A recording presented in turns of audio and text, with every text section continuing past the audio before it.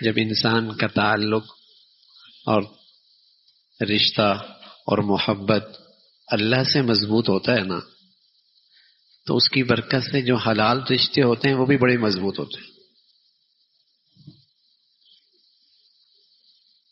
جب بندے کا تعلق اللہ سے ٹھیک ہوتا ہے اور مضبوط ہوتا ہے، اس کے نتائج یہ ہوتے ہیں کہ دنیا میں جو حلال رشتے ہوتے ہیں وہ بھی بڑے مضبوط ہوتے ہیں، چاہے وہ باپ بیٹے کا ہو، چاہے وہ بہن بھائی کا ہو، چاہے وہ میاں بیوی کا ہو۔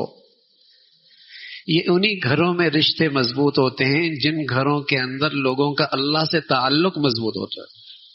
یہ بات پتھر پہ لکیریں میاں۔ دنیا میں جہاں اللہ سے تعلق کا تصور نہیں، وہاں میاں بیوی کے رشتے کا تصور ہی ختم ہو گیا۔ ہر دوسرا بیٹا وہاں حرام کا ہے، ہر تیسری عورت کو طلاق ہے۔ جس معاشرے میں اللہ کا تعلق کمزور ہوتا ہے وہاں حلال رشتے کا تعلق بھی کمزور ہو جاتا ہے۔ اور یہ بات اتنی یقینی ہے جیسے سورج نکلے اور دن یقینی ہے، اور سورج جائے تو رات یقینی ہے۔ اس سے بھی زیادہ یقینی بات ہے کہ جہاں اللہ سے محبت میں کمی آئی، اللہ سے تعلق میں کمزوری آئی، وہاں حلال رشتے بھی کمزور ہو جاتے ہیں۔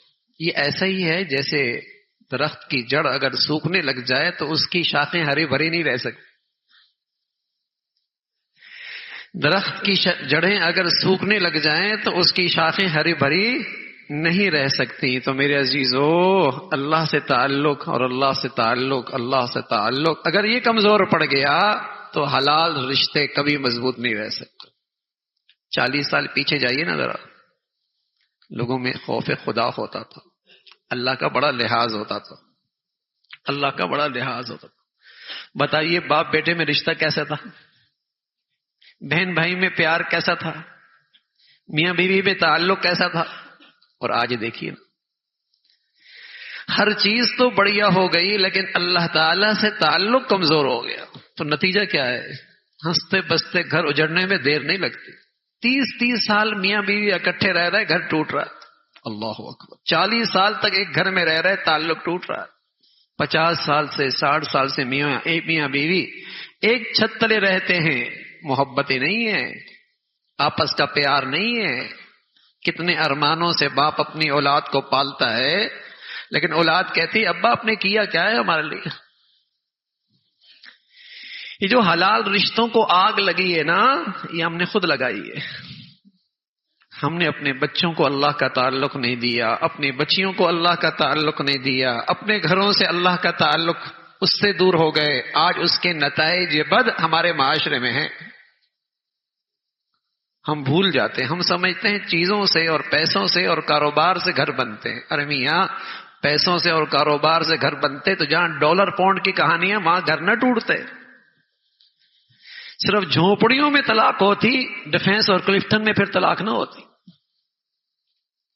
پیسوں سے گھر نہیں بنتے، پیسوں سے رشتے نہیں جڑا کرتے، پیسوں سے محبتیں نہیں رہتی۔ اس کی جڑ تو اللہ تعالی سے مضبوط تعلق ہے۔ جہاں یہ مضبوط تعلق ہوگا وہاں باپ کی قدر بھی ہوگی، ماں کا احترام بھی ہوگا، اور میاں بیوی کا پیار کا رشتہ بھی ہوگا، بہن بھائی کے اندر بھی محبت کی زندگی ہوگی۔ اگر یہ نہیں ہے تو نہیں ہوگا، یہ نہیں ہوگا، پھر نہیں ہوگا۔ اللہ سے تعلق کا مطلب یہ نہیں کہ نماز پڑھ لی کافی ہے۔ اللہ سے تعلق کا مطلب نہیں ہے کہ صرف حج عمرے کر لیے۔ اللہ سے تعلق کا مطلب یہ ہے کہ اس کا خوف دل میں آ جائے، نہ بندوں کا حق ضائع کریں نہ اللہ کا حق ضائع کریں۔ یہ ہے اللہ سے تعلق، یہ ہے خوف خدا، یہ ہے دینداری، جس سے اللہ کا بھی حق ضائع نہ ہو اور مخلوق کا بھی حق ضائع نہ ہو۔ جہاں یہ تعلق اور دینداری آئے گی وہاں حلال رشتے مضبوط ہو جائیں گے، وہاں حلال رشتے مضبوط ہوں گے۔ تو بھائی ہم اپنے بچے بچیوں کے گھر محبتوں میں دیکھنا چاہتے ہیں نا، پیار کا دیکھنا چاہتے ہیں، آباد دیکھنا چاہتے ہیں، انہیں دینداری کا تحفہ دو، انہیں دینداری کا جہیز دو، انہیں دینداری کا تحفہ دو، انہیں دینداری کا ہدیہ دو، انہیں دیندار بناؤ۔ خوش رہیں گے، آپ بھی رہیں گے، وہ بھی خوش رہیں گے۔ اللہ ہمیشہ اپنے بچے بچیوں میں یہ خوشیاں ہمیں دکھائے، ہمیشہ یہ خوشیاں ہمیں دکھائے۔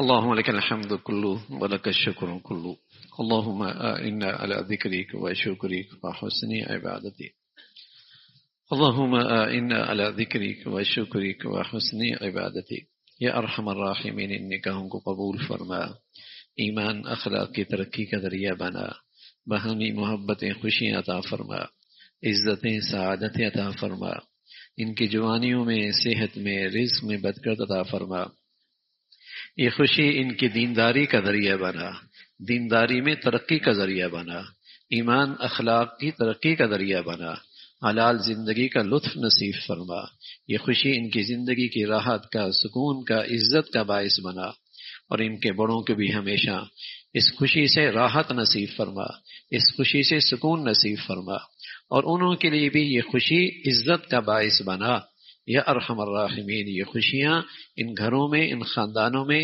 باہمی اعتماد کا اور باہمی اتفاق کا اور باہمی محبتوں کا ذریعہ بنا۔